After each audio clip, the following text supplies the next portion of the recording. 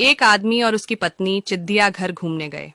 देखते देखते वो बंदर के पिंजरे के पास पहुंचे। वहां उन्होंने देखा कि एक बंदर अपनी मादा के साथ बड़े जोश से खेल रहा था। यह देखकर पत्नी ने अपने पति से कहा, देखो कितना रोमांटिक जानवर है, अपनी मादा के साथ कितने प्यार से खेल रहा है। तब पति चुप रहा। तभी पति पत्नी आगे गए तो उन्हें शेर का पिंजरा नजर आया। वहां उन्होंने देखा कि शेर और शेरनी दूर दूर बड़े आराम से बैठे थे। खामोश शेर अकेला एक कोने में बैठा था, जैसे शेरनी का कोई अस्तित्व ही नहीं हो। ऐसा देखकर पत्नी ने थोड़े दुखी मन से कहा, कैसे जानवर है, बिल्कुल अलग ही बैठा है, जैसे शेरनी को जानता ही नहीं। इनका आपस में बिल्कुल प्यार नहीं लगता।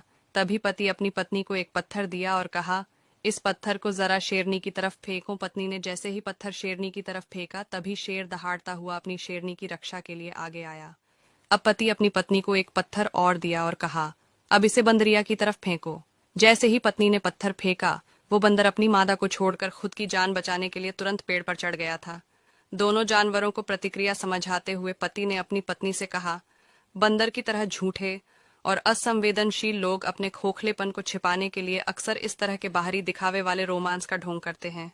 वहीं इसके विपरीत शेर की तरह लोग हैं, जो दिखावे से दूर तनाव मुक्त होकर अपनी जिंदगी आराम से जी रहे हैं।